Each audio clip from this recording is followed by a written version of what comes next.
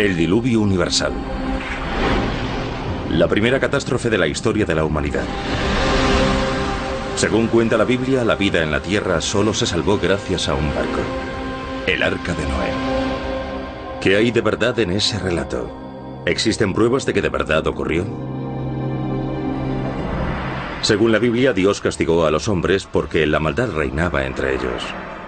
¿Qué dicen otros escritos antiguos? ¿Y la tecnología moderna? ¿En qué lugar exacto del planeta tuvo lugar el cataclismo? El estudio de los océanos tal vez pueda aclararnos algo. Los expertos han examinado todas las pistas. El misterio del diluvio universal ha fascinado durante siglos a científicos, a aventureros atraídos por la leyenda y a arqueólogos. Su objetivo, hacerse una idea de la dramática catástrofe de una época mítica.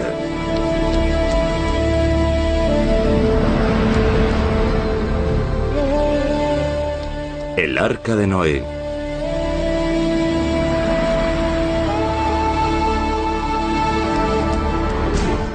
...1959... Un avión estadounidense de reconocimiento sobrevuela Turquía. Sus dos pilotos tienen la misión de controlar la frontera de la Unión Soviética. La frontera se halla tras estas montañas, el Pequeño y el Gran Ararat. Es la época de la Guerra Fría. Durante el vuelo rutinario ven algo en tierra que les llama la atención. ¡El Arca! El piloto, el capitán George Schwinghammer, no daba crédito. Dijo a su copiloto que tomase fotografías. De las clases de religión recordaba que el monte Ararat era el lugar donde el Arca de Noé había tocado tierra. ¿Qué había descubierto Schwinghammer del Escuadrón 428 de vuelo táctico? Las fotos fueron reveladas de inmediato en el laboratorio. El capitán Schwinghammer se quedó atónito al ver la ampliación de las fotos hecha en el laboratorio de la base. Increíble. Lo que se veía en las fotos parecía el contorno de un barco gigante varado en la ladera de la montaña. ¿Había descubierto Schwinghammer el arca mencionada en la Biblia? Tengo la foto delante. La noticia se propagó como el fuego. Los titulares decían: el Arca de Noé hallada en el monte Ararat. Resuelto el misterio del arca.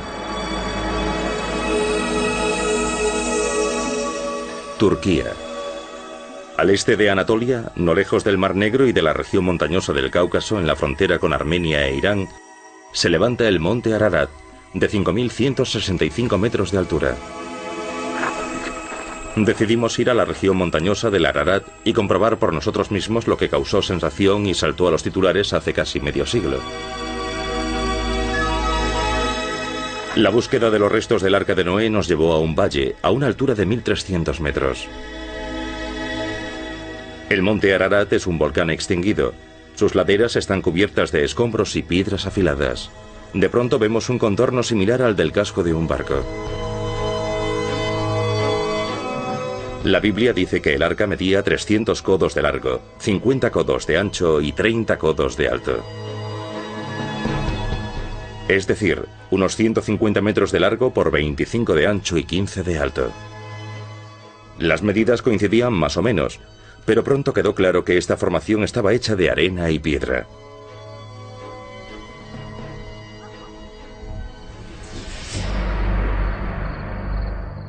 El supuesto barco no era más que un capricho de la naturaleza.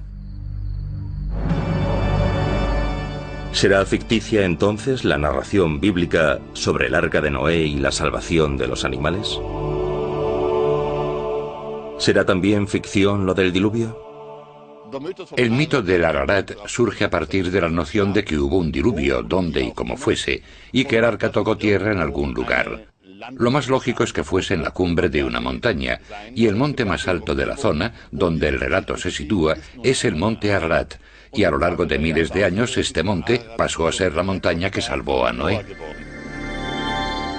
Las tierras en torno al Ararat, al este de Anatolia, fueron pobladas por muchas tribus antiguas. La región suele considerarse como la cuna de la civilización. Estas tierras altas escarpadas muestran signos de haber estado pobladas hace miles de años.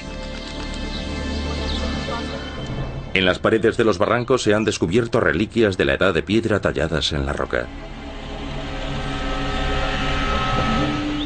En estas paredes hay cientos de grabados de animales. Por la zona bromean diciendo que es la lista de pasajeros del Arca de Noé.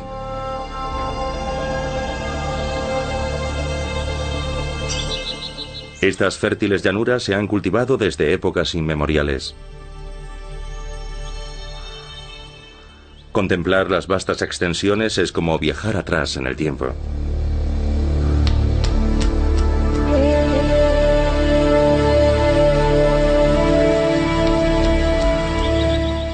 Es la tierra originaria de la Biblia. Se consideraba la zona de ubicación del paraíso terrenal, y aquí vivían Noé y su familia. Construye un arca de madera de gofer, le dijo Dios a Noé, llamado Noah en hebreo. Noé también es un personaje mítico, pero luego en la Biblia aparece caracterizado como un personaje ejemplar. Se dice, por ejemplo, que era justo, un hombre justo.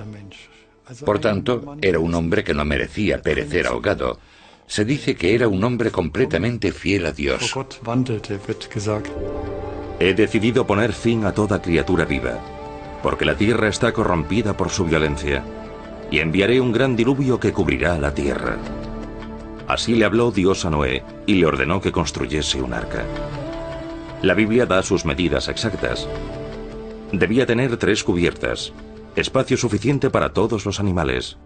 Un arca así podría albergar la carga de 500 vagones de tren.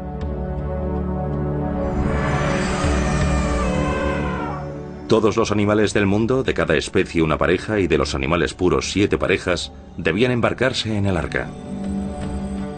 La idea de tan enorme rescate de animales todavía alimenta nuestra fantasía. Una cueva, no lejos del Ararat, en el lado armenio de la frontera. Aquí, según dice la leyenda, fue donde Noé hizo un sacrificio a Dios después del diluvio. Estas antiguas piedras en ruinas marcan el lugar. Y hay restos de madera nunca examinados por los científicos que, según dicen, son del arca. El sacrificio. Noé agradece a Dios su salvación. Es un tema recurrente en la historia de la pintura. Sobre el legendario lugar del sacrificio hoy se erige un templo de culto cristiano, la iglesia monasterio armenia de Exmiadzin.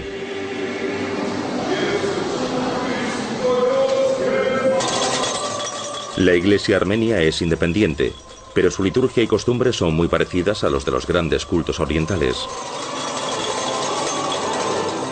La iglesia ha ayudado a los armenios a conservar su identidad nacional a través de los siglos, pese a la persecución sangrienta y a la opresión, y pese al horrendo genocidio de principios del siglo XX, que todavía persiste hoy en el recuerdo de los armenios. Esta reliquia es muy venerada por los fieles. Se dice que este crucifijo de oro y piedras preciosas estuvo en una tabla del casco del Arca de Noé. La tabla, según dice la leyenda, fue traída hace muchos siglos desde el monte Ararat por un monje que la llevó al monasterio armenio.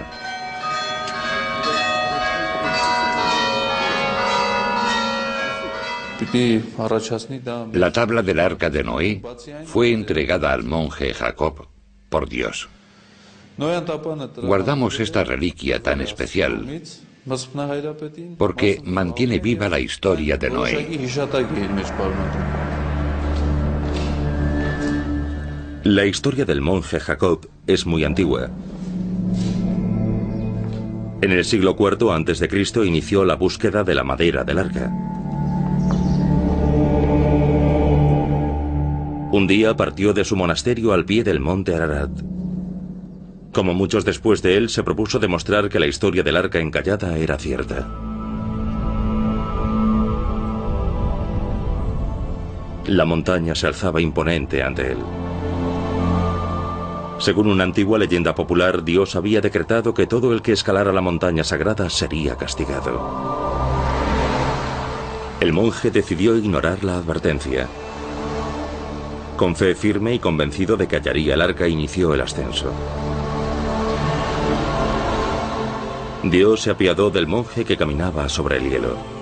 Envió a un ángel para que le dijese que desistiese, pero Jacob creía en su misión. Alabó a Dios y siguió adelante. Dios recurrió a otros medios. Cada vez que el monje se quedaba dormido, al despertar se encontraba de nuevo al pie de la montaña. Finalmente Dios envió al ángel de nuevo junto a él. Le regaló al monje durmiente un trozo de madera del arca, una prueba de que lo narrado en la Biblia era verdad. La Biblia es una guía, como lo son los mitos orientales antiguos, que muestra cómo abordar el recuerdo de una catástrofe tan grande. ¿Cómo puede asimilarse?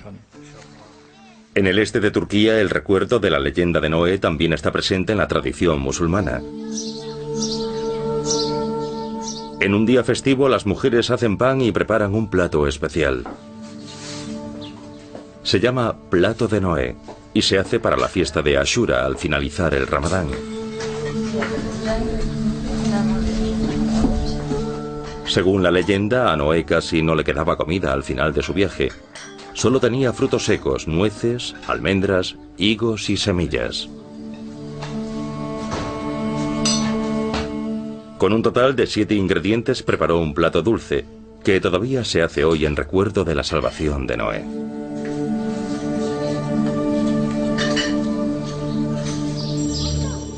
Otro tipo de recuerdo evocan las iglesias abandonadas y en ruinas cercanas al Ararat, en el lado turco de la frontera.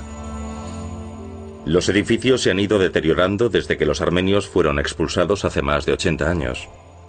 Estas iglesias fueron muy veneradas por su proximidad a la montaña sagrada de Noé.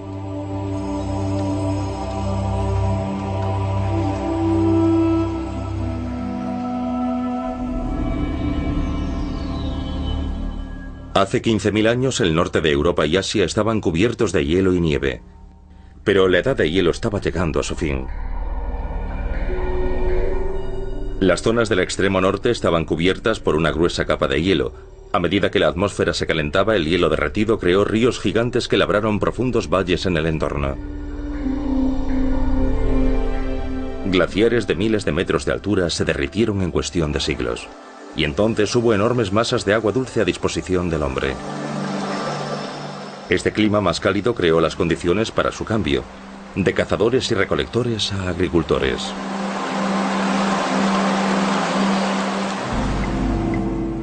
Para los pobladores de la época, las nuevas condiciones eran como el paraíso.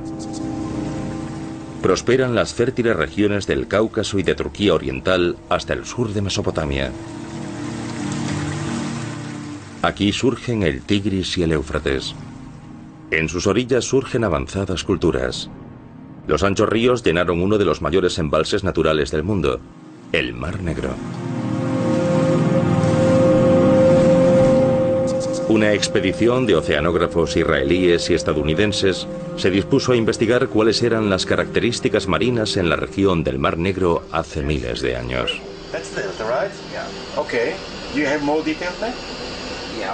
El estrecho del Bósforo, a la entrada del Mar Negro.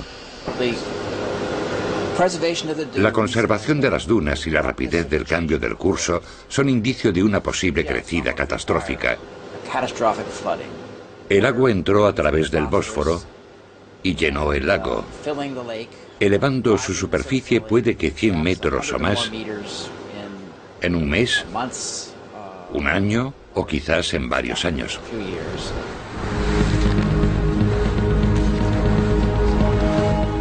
¿Se produjo una crecida catastrófica en la vía fluvial actual?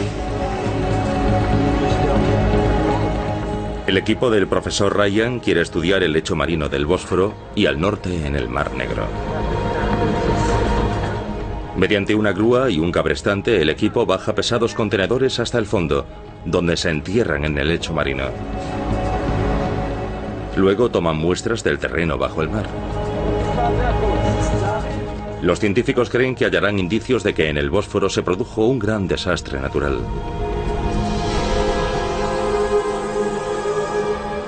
Creen que hace 7.500 años las aguas del Mediterráneo arremetieron contra una estrecha franja de tierra que separaba el Mar Negro de su vecino de agua salada. El terreno no pudo contener el embate y reventó como una presa. El agua marina se precipitó sobre las aguas del Mar Negro. Según los expertos, se produjeron olas gigantes. Aquí vemos una presa en Berna, la capital de Suiza. Una balsa de desbordamiento impide inundaciones. Aquí puede medirse la fuerza de las grandes avenidas de agua. Es un laboratorio natural. Las características del lugar sirven para calcular la escala de la inundación sufrida por el Mar Negro. Se ve un flujo de energía similar procedente de un canal estrecho hacia una cuenca más amplia y profunda, y el continuo vertido de ese flujo en la cuenca. Fuerzas inimaginables se desataron cuando se desmoronó el istmo del Bósforo.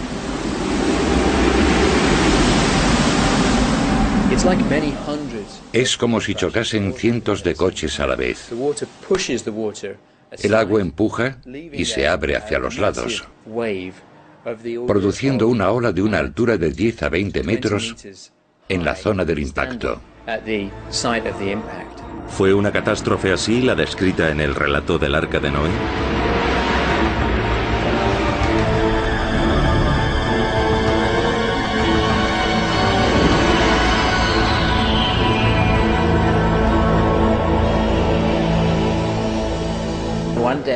Un día, una ola enorme vertió agua salada a través de la garganta del Bósforo.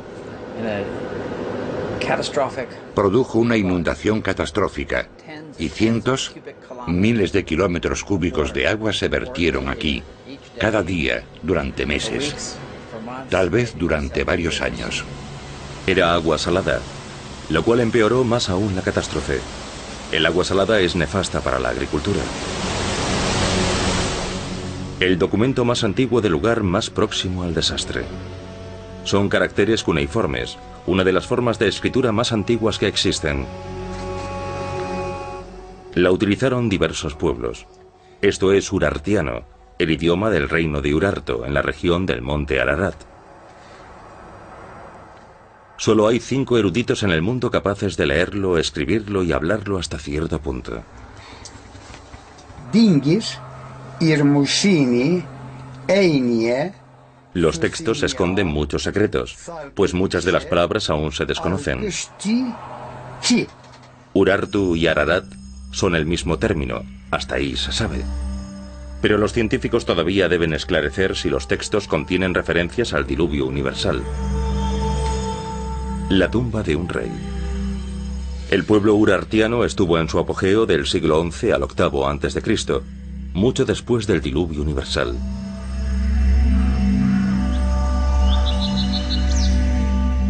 Esta es la zona donde vivieron Noé y los suyos.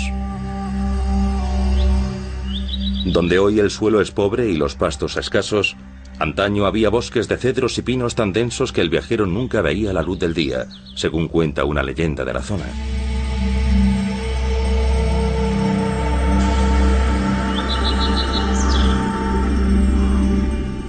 ¿Hubo bosques de pinos aquí, a los pies del monte Ararat? Según dice la Biblia, Dios le ordenó a Noé que construyese un arca de madera resinosa.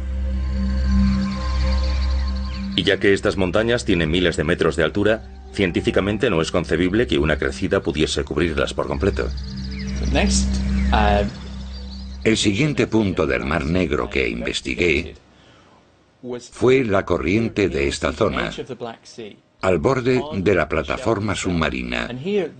Este cañón de aquí ya no canaliza la corriente. La avenida de agua produjo corrientes que formaron fuertes remolinos, tal como muestra la estructura del fondo, prueba de la inmensa fuerza de la crecida. Se desplazaba a 20 metros por segundo, destrozando toda vida a su paso. En el barco los científicos aguardan a que el mar se calme. Entonces recogen una muestra de sedimentos del fondo. Un momento de cierta tensión. El perforado parece haber salido bien. El contenedor cilíndrico de plástico está repleto de sedimentos. En cuanto se iza a bordo, los científicos toman medidas y marcan los distintos niveles. Luego lo abren, con cuidado de no alterar ni dañar las capas de sedimento. Pronto sabrán si el experimento ha tenido éxito o no. El cilindro lleno de sedimentos está abierto. En el estrecho laboratorio de a bordo, los investigadores hacen pruebas con el material todavía húmedo. Se toman muestras y se etiquetan para posteriores análisis. El geólogo marino Joshi Mart realiza un hallazgo especial. Una pequeña concha de molusco. Es un descubrimiento científico importante.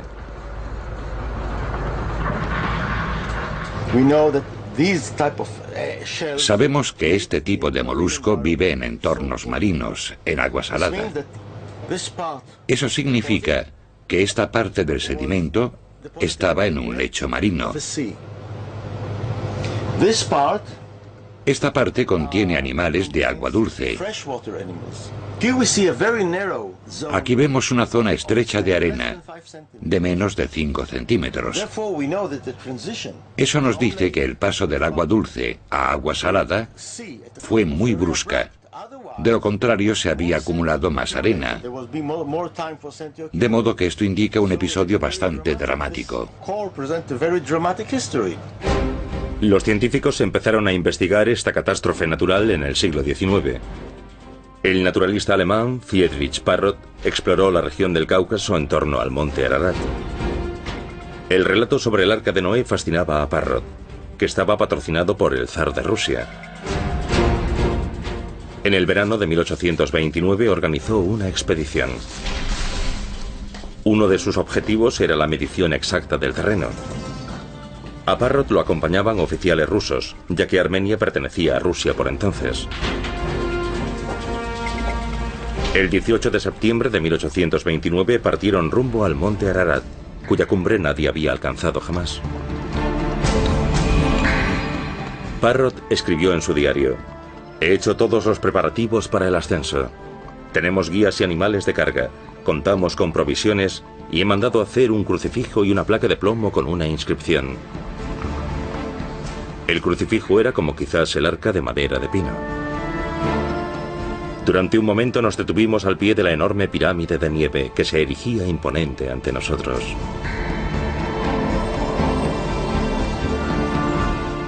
No sin un escalofrío reverente, pisamos serios y en silencio el terreno que seguramente ningún pie humano había hollado desde la época de Noé.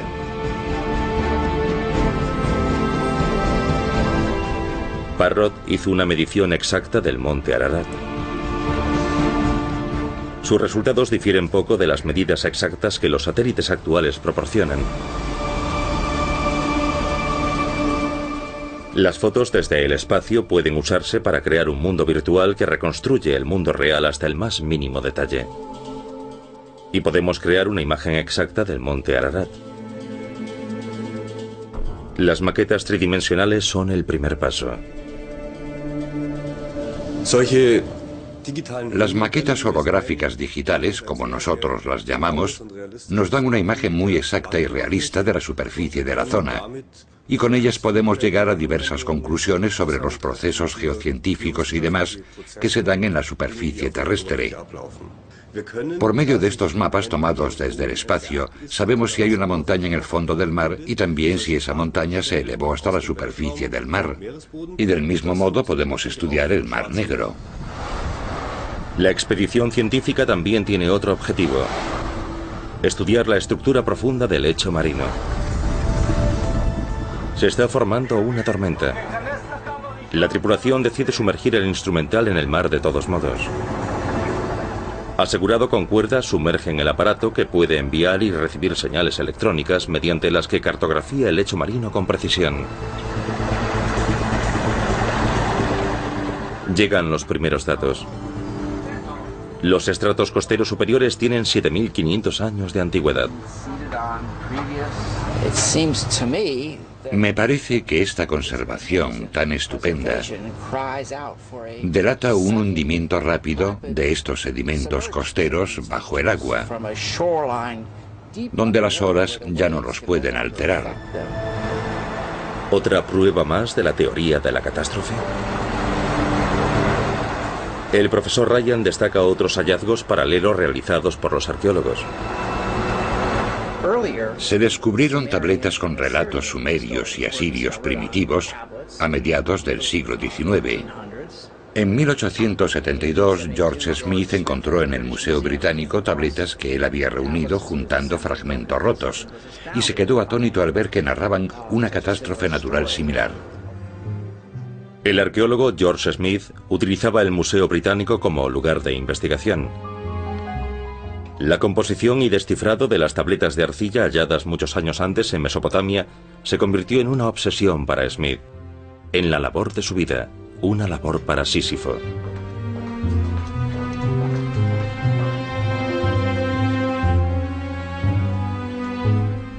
Las tabletas están en escritura cuneiforme. Unas 70.000 esperaban a George Smith.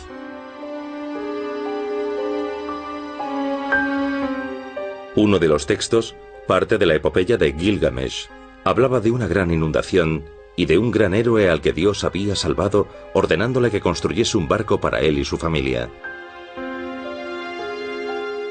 ¿No era el relato bíblico la única versión de los hechos? ¿No era el relato sobre Noé y el diluvio la primera narración de la catástrofe?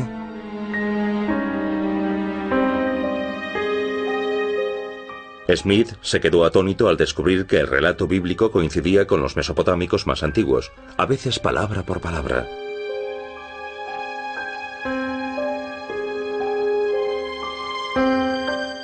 La densa y compleja inscripción del poema de Gilgamesh.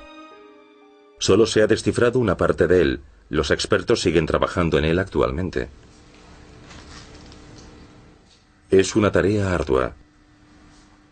A menudo solo quedan fragmentos de las tabletas de arcilla. En él se habla de una enorme inundación enviada por los dioses de Mesopotamia para acabar con la maldad de los hombres, y que solo uno de ellos se salvó. Se trataba de Utanapisti, que posteriormente se plasmará como Noé en los escritos del Antiguo Testamento. Se trata de un claro paralelismo literario. Este pequeño fragmento, relativamente modesto, que puede asociarse a esa época, también habla de la construcción del arca. Habla sobre el calafateado de esa arca, con pez y cuerdas para darle solidez, y menciona la clase de herramientas del que se encarga, entre otras cosas, de preparar la pez, y del que aquí se dice Sharu Nashi Kupra, el rico tiene preparada la pez. La historia de Noé estaba, tal como demuestran las referencias mesopotámicas, muy extendida por Oriente en la antigüedad. Cerca de la antigua ciudad de Sipar, en el Irak actual, los arqueólogos hallaron el que puede ser el mapa más antiguo del mundo, grabado en arcilla. Es un disco con extraños signos y marcas grabados, en cuyo medio aparece el Éufrates con un puente que lo cruza. Este mapa da una idea muy aproximada del mundo conocido por entonces. En cualquier caso, así podemos interpretarlo.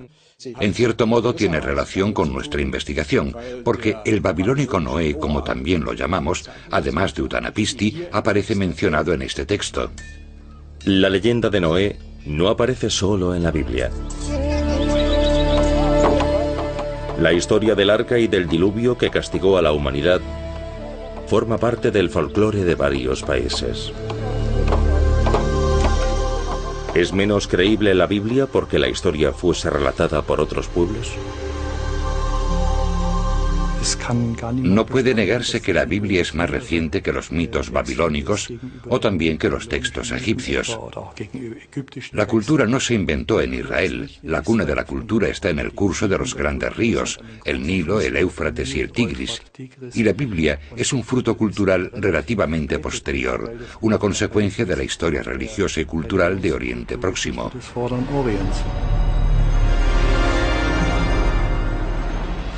En el noroeste de Anatolia el clima puede ser duro y tormentoso.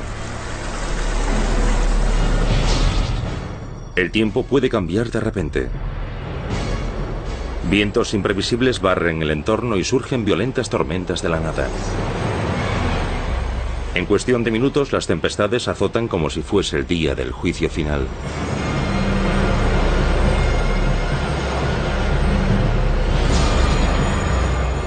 El cielo se torna apocalíptico. Estallan truenos y relámpagos. Y la fuerte lluvia cae incesante. El agua cae del cielo a torrentes. Debieron de ser imágenes como estas las que los autores de la Biblia tenían en mente cuando describieron el diluvio. Y probablemente recordaban el embate de las olas cuando la tierra cedió en el Bósforo. Se abrieron las cataratas del cielo. Se rompieron todas las fuentes del abismo. Llovió durante 40 días y 40 noches seguidas. El arca flotaba libre sobre las olas. Las aguas permanecieron sobre la tierra 150 días. El 17º día del 7º mes, el arca se detuvo sobre los montes de Ararat. Así lo narra la Biblia. El naturalista Friedrich Parrot estaba convencido de que el arca estaba sobre la montaña. Escribió: la posibilidad de hallar los restos del arca en el Ararat no puede descartarse según las leyes de la física, ya que suponemos que la montaña de Noé ha estado cubierta de hielo y nieve desde el diluvio universal. El ascenso fue laborioso. Nadie había contado con la pronta llegada del invierno, y en el siglo XIX no era habitual llevar ropa especial para una expedición. Poco antes de alcanzar la cumbre, el tiempo obligó a Parrot a volver atrás. A toda prisa clavó la cruz de madera y la placa de plomo en honor del zar, que había conquistado Armenia en 1826.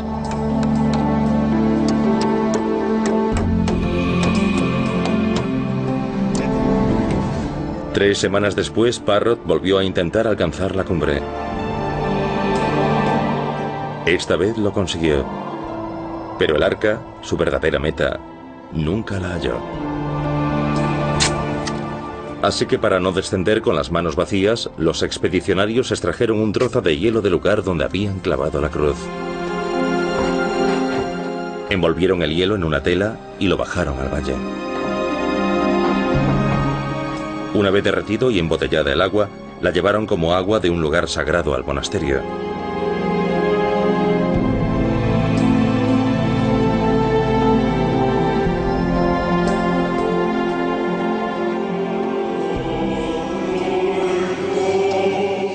Allí se usó durante las ceremonias como agua bendita de la montaña de Noé. El término armenio Ararat significa creación de Dios o lugar creado por Dios. El círculo mítico se cierra. Dios salva a Noé de la destrucción sobre la montaña creada por Dios. En la iglesia armenia, Noé es venerado como salvador de la fe y también como padre de la humanidad.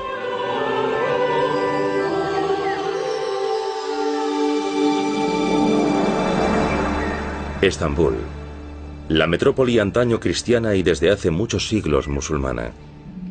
El Islam, con raíces comunes con el judaísmo y el cristianismo, venera a Noé como profeta. Hagia Sofía o Santa Sofía. Este templo antaño fue una iglesia, luego una mezquita y hoy es un museo. Se dice que estas puertas están hechas con madera del arca. Una leyenda religiosa originada en la Edad Media y transmitida por los cristianos y musulmanes. La madera del arca, que tal vez aguarda ser hallada en el monte Ararat, todavía despierta una gran fascinación. He escalado el Ararat y lo he visto todo. Conozco los lugares de los que ha salido esa madera antigua, y donde naturalmente los estudiosos de la Biblia afirman que está el arca. Allí se sitúa. Si los glaciares del Ararat llegan a derretirse, el deshielo de los glaciares no solo tiene desventajas, ya que ofrece oportunidades a la geología y la arqueología, aparecerán restos de viviendas, aparecerán monasterios, tal vez incluso templos. Geólogos, arqueólogos, expertos en la Biblia y aficionados han intentado hallar madera del arca durante siglos. Pero las autoridades turcas son reacias a autorizar tales búsquedas. En la década de 1950, un francés, Fernand Navarra, de Burdeos, intentó hallar el arca varias veces. Un pastor armenio le había dicho antes de la Segunda Guerra Mundial dónde había restos del arca. El hijo de Navarra, Rafael, que acompañó a su padre en los años 50. Medio siglo después nos reunimos con Rafael Navarra en Francia y nos habla de lo que sentía entonces.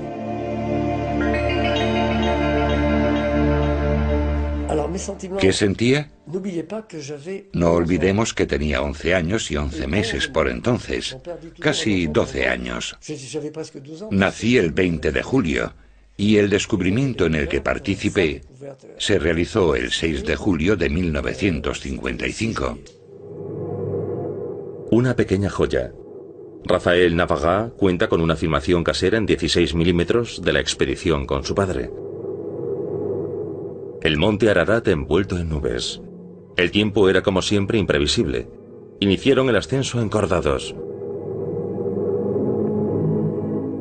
El muchacho asciende con fatiga. A cada paso desplazaban rocas que se deslizaban valle abajo.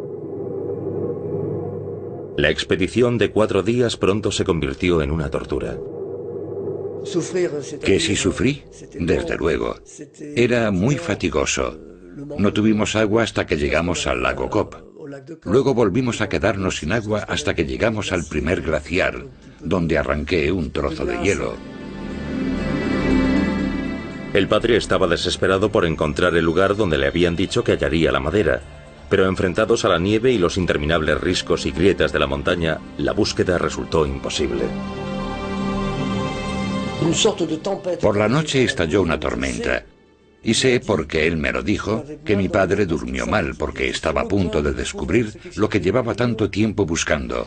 Y si no tenía éxito ahora, todo habría sido en vano. En una grieta del glaciar hicieron un descubrimiento crucial. Aseguró su cuerda arriba y luego descendió. Pensé para mis adentros, si se cae por la grieta del glaciar y no logra salir, aparte de su hijo, ¿quién le espera arriba? Y cada vez que veo esta parte de la película que yo mismo grabé, me digo, si hubiese dado un solo paso en falso y si hubiese caído por la grieta, ¿qué habría sido de mí? Del hilo del fondo de la grieta, Fernand Navarra extrajo un trozo de madera. Su hijo le había lanzado una cuerda. Y cuando llega arriba, Fernand sube a la superficie la pieza, mientras Rafael lo filma todo con la cámara. La pieza parecía una tabla. Pero, ¿por qué la cortó en trozos? Había una tropa de soldados turcos que quería interceptarnos. Y 4 de ellos nos esperaban abajo. Imagínese que llegamos con aquella tabla, la ven y nos dicen, ¿la han encontrado allá arriba? Hace tiempo que la buscamos. Medía sobre 1,5 metros de largo. Tuvimos que cortarla de modo que nos cupiese en la mochila. La prueba del carbono 14 dio una antigüedad de 4.900 años. Le juro que deseé más que nada que aquella madera fuese del arca, porque sería una prueba de la verdad de la Biblia. Es todo. El diluvio sobre la tierra duró 40 días. Las aguas subieron y elevaron el arca cada vez más sobre la tierra. Todo lo que respiraba en la tierra murió. Noé abrió la ventana del arca y echó a volar una paloma para ver si las aguas habían descendido. Así describe la Biblia el fin del cataclismo, pero no da detalle alguno sobre sus consecuencias. ¿Cuáles habrían sido?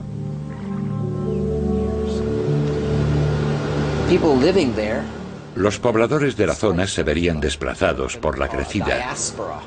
Habría habido una diáspora, una dispersión, hacia Europa por el oeste, hacia Asia y los ríos Don y Ural, al este del Cáucaso, por el sur a través de Turquía, quizás hasta Mesopotamia e incluso el oeste de China. ¿Provocó la crecida una migración gigantesca que se extendió en todas direcciones?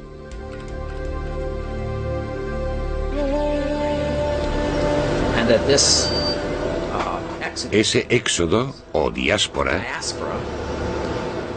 es un hecho plasmado en la mitología y de los relatos asirios y sumerios de Oriente Próximo y Mesopotamia pasó al relato sobre Noé del Antiguo Testamento. El fin del diluvio universal como inicio de la población del mundo. La Biblia dice que Dios selló su alianza con Noé haciendo aparecer un arco iris. Los hijos de Noé, Sem, Cam y Jafet. En ellos perdura el recuerdo de las grandes migraciones. Los descendientes de Cam son los africanos, los egipcios, los etíopes, los libios. Los descendientes de Jafet están más bien al norte, en Siria, Arabia, Asia Menor y Grecia. Y Sem fue el predecesor de los pobladores de Palestina. Por tanto, en cierto modo, también fue el primer padre. De este modo se trata de ordenar un poco la población mundial y entender cómo todos los pueblos conocidos están relacionados con Noé, el primer padre.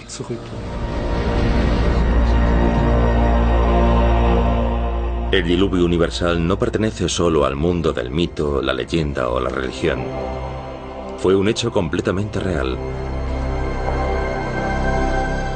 Según los datos conocidos hoy, el antiguo drama puede evaluarse de nuevo.